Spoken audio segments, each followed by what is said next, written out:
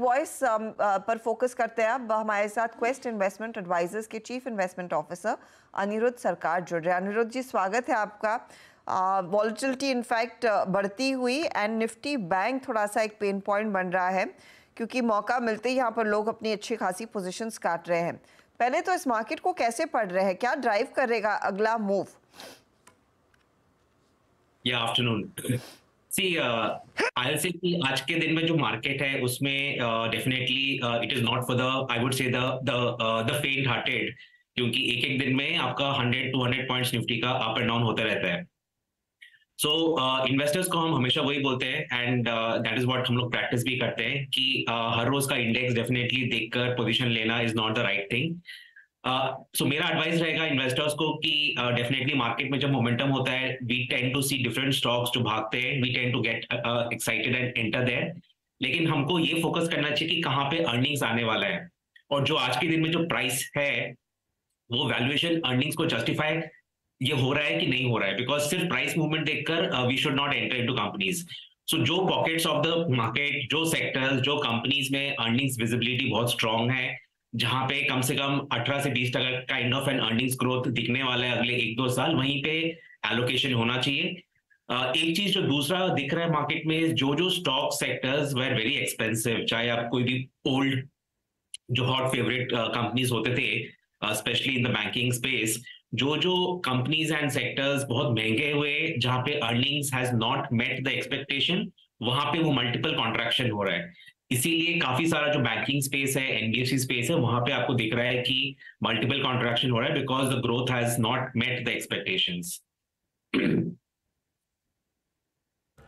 Okay, अच्छा, अब आते हैं कुछ सेक्टर्स पे, और यकीन मानिए आपके यहाँ आने से पहले अनिरुद्ध जी हम एक डेडिकेटेड डिस्कशन कर रहे थे केमिकल्स पे।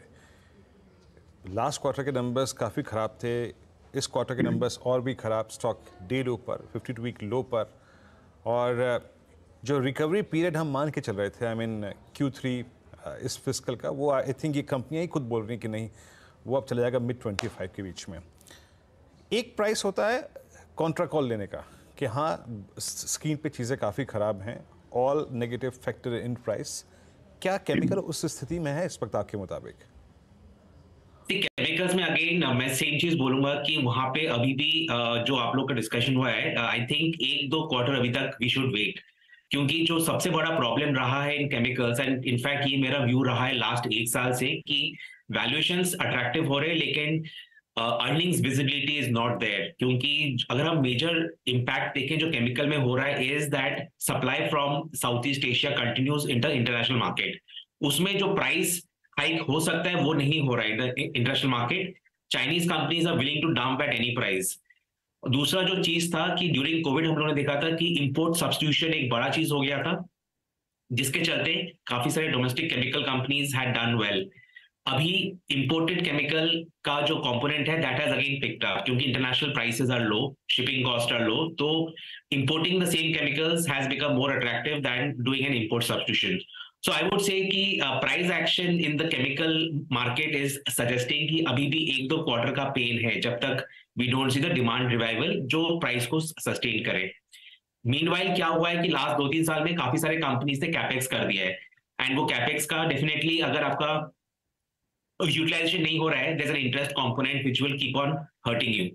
तो ये बहुत सारे चीजें हैं जो मैं बोलूंगा कि अभी भी केमिकल सेक्टर में अफेक्ट करने वाला है। So one should not be in a hurry to enter into the chemical sector as we speak। Okay, अच्छा, अभी मैं आपसे एक नए सेक्टर पे आऊँगा, बात करूँगा, लेकिन बाजार की वोलेटिलिटी देखिए किस प्रकार की है। रिलायंस एट डे लो, लेकिन केमिकल्स एट डे लो, और बाकी अगर आप देखें काउंटर्स डे लो पे, बट सडनली एक HDFC बैंक में एक अपस्विंग आता है तो वो निफ्टी के डाउन को रेस्ट्रिक्ट कर देता है, निफ्टी बैंक को थोड़ा सा अपसाइड दे देता है। कितने क्रॉस कॉम्बिनेशन अगर आप देखें काम कर रहे हैं। HDFC बैंक में रिकवरी आ गई, ये डे लो से अगर आप देखें समझ लीजिए करीब 10 रुपये रिकवर हो गया। कितने स्ट्रॉन्ग इन्वर्स क्रॉस कॉम्बिनेशन हैं इस वक्त। अच्छा अनिरुद्ध जी, PSUs में इतनी बड़ी तेज़ी आएगी, इस बात का आपको अंदाज़ा था क्या? आई मीन हर वो शख्स जो बीते 20-22 साल से इनको देख चुका है ना, आई थिंक वो इनकी वास्तविकता से, इनके मतलब प्राइस पैटर्न से बड़ा वाकिफ़ था। इस बार सब भौचक्के हैं यहाँ पर। ये प्राइस कैश में कन्वर्ट करने का है प्रॉफिट्स को, या फिर आपको लगता है कि नहीं? आई मीन अभी तो और मूव आएगा। और अभी भी एक PSU लेके चलनी हो आपको, चाहे वो पावर हो, चाहे वो पावर फाइनेंस हो, चाहे वो OMCs हो, चाहे वो अपस्ट्रीम कंपनियां हो, चाहे वो PSU बैंक्स हो, आपके प्रेफर्ड 2-3 स्टॉक्स कौन से हैं? So with regard to PSUs, हमारा व्यू थोड़ा सा अलग सा है। इनफैक्ट हम लोगों ने PSUs काफी पार्टिसिपेट भी किया हुआ है इन द लास्ट 1-2 साल। एंड अगर मोस्ट रिसेंट रैली का बात करूं तो लास्ट 4-5 मंथ से हम लोगों ने काफी सारा एक्सपोजर भी लिया था into PSU companies in all our investor portfolios. उसमें एक चीज जो मैं हमेशा इन्वेस्टर्स को बोलूंगा इज एनी स्पेस जहां पे बहुत फास्ट अपमूव आया है, जहां पे जस्टिफिकेशन नहीं हो रहा है for valuation, definitely it is good to take profit and exit. But within the PSU काफी सारे ऐसे सब सेक्टर्स हैं जहां पे वैल्यूएशन कंफर्ट काफी सारा है। अगर मैं बोलूं broadly the sub sectors under PSU जहां पे वैल्यूएशन कंफर्ट है, oil and gas is one space, shipping is another space. ये सारे सेक्टर्स हैं जहां पे अभी भी वैल्यूएशन बहुत अट्रैक्टिव है। हम लोग काफी सुनते हैं कि द रेलवेज एक ऐसा स्पेस है जहां पे वैल्यूएशन बहुत महंगा हो गया है। काफी सारे railway companies have given you like 100% plus return in the last 6 months. तो जहां लग रहा है कि valuation comfort is not giving you comfort, I would say one should exit. थोड़ा profit market को भी earn करना चाहिए. We should not wait for exiting always at the peak.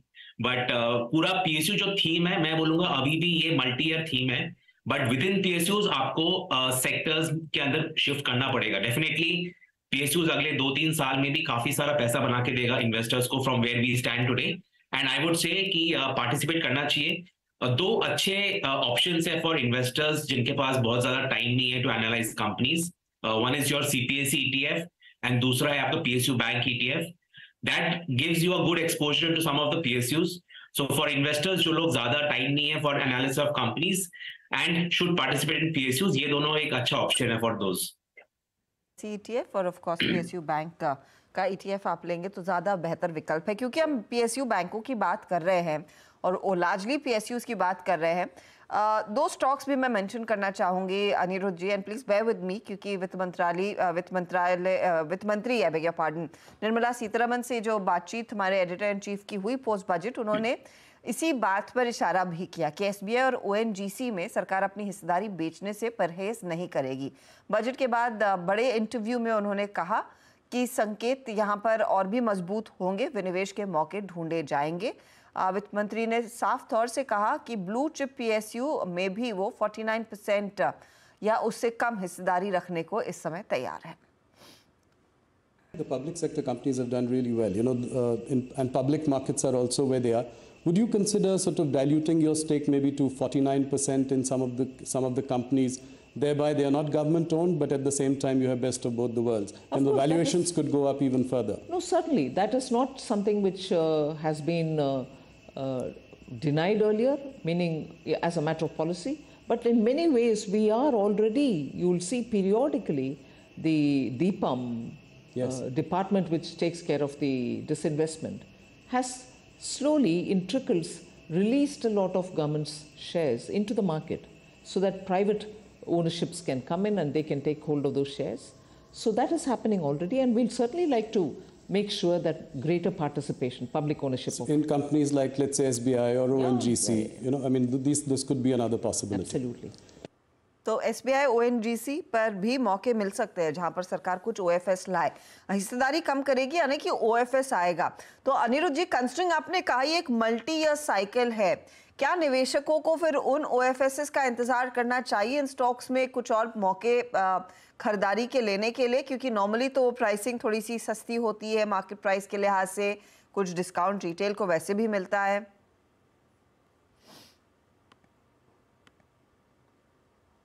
I would say that since we are the long-term investors and हमारे लिए हम लोग 1 महीना 2 महीना का प्राइस नहीं देख रहे, we are looking for a multi-year cycle. Definitely, as and when the OFS happen, one can participate. But I would say कि allocation on these levels should also be there, and one should not just wait for the OFS, क्योंकि OFS आते आते हो सकता है यहाँ से price movement और भी हो जाए। Having said that, मैं बोलूंगा कि ओवरऑल अगर एलोकेशन करना है, CPSE ETF एक अच्छा ऑप्शन है फॉर इन्वेस्टर्स। दूसरा एक चीज just want to highlight on PSUs is that जो एक बहुत इंपॉर्टेंट चेंज हुआ है in the mindset of the government, वो ये है कि पहले हमेशा हम लोग used to hear that government wants to sell the PSUs।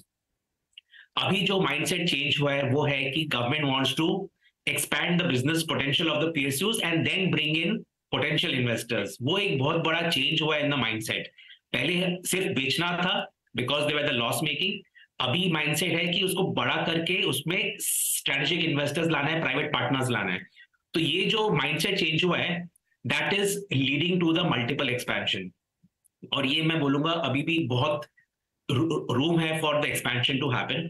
काफी सारे जो कंपनीज है पीएसयूज में अभी तक सिंगल डिजिट मल्टीपल पे कोट कर रहे हैं, which is very very difficult in this type of a market. Which is true. अच्छा, since I mentioned PSU banks, ये जो नेट इंटरेस्ट मार्जिन्स पर दबाव आ रहा है सभी बैंकों का, नॉट ओनली PSU बैंक, और जो CD रेशियो वाला मामला उभर कर आया कुछ स्पेसिफिक बैंक्स में, is it likely to stay for the next couple of quarters? आपकी अप्रोच बैंकों में कैसी रहेगी इस समय? ये जो CD रेशियो का जो कंसर्न है, दैट अगर हम देखें numbers, I think PSU banks, most of the PSU banks are in one of the best position over there. तो जो CD रेशियो का कंसर्न है that is going to impact more of the big private banks जहां पे वो ratio is not in favour. तो वहां से तो मेरे को कुछ इम्पैक्ट नहीं दिख रहा है। PSU बैंक्स में अगर देखें आज के दिन में भी वैल्यूएशन कंफर्ट बहुत है, and if you look at the ROE, SBI का कल नंबर आया था, SBI का ROEs were also 16-17%, ROA was around 1%, which gives you comfort that at that scale वो कंपनीज इतना अच्छे से एक्सपैंड कर रही है अपना business. Definitely they will have to raise capital. I think अभी उनको कैपिटल रेज करना ही पड़ेगा बिकॉज काफी सारे PSUs में हो सकता है आपको कैपिटल रेज के इवेंट्स आए in the next couple of months, but उसको फैक्टर इन करके भी मैं बोलूंगा कि काफी सारा अभी है room for multiple expansion in many of the PSU banks as we stand today. Okay, थोड़ा NBFCs की तरफ चलते हैं अनिरुद्ध जी, और ज़्यादातर NBFCs का मूड इस वक्त ख़राब है, एंड स्पेशली आई मीन इस स्पेस के लीडर B2, और थोड़ा झुकाव बाजार का स्पेशली बीते 2-3 महीने में रहा है HFCs की तरफ। आप कैसे इस वक्त NBFCs को बाइसेक्ट करेंगे? और मैं अगर आपसे कहूं कि आपको इसमें 2 टॉप कॉल्स पिक करनी है तो वो क्या होंगे?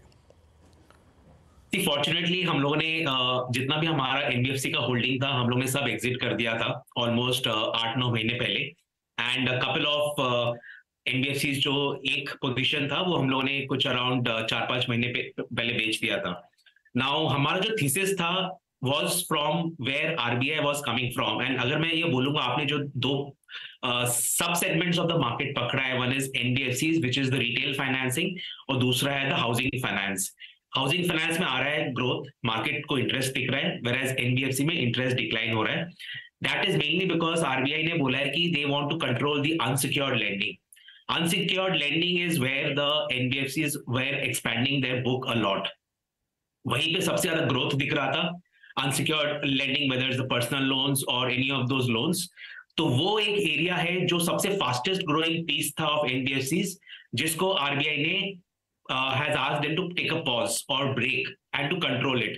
So that is where growth impact हो रहा है। On the contrary, अगर हाउसिंग फाइनेंस देखें, it is not unsecured, it is definitely a secured lending, and वहां पे ग्रोथ आ रहा है।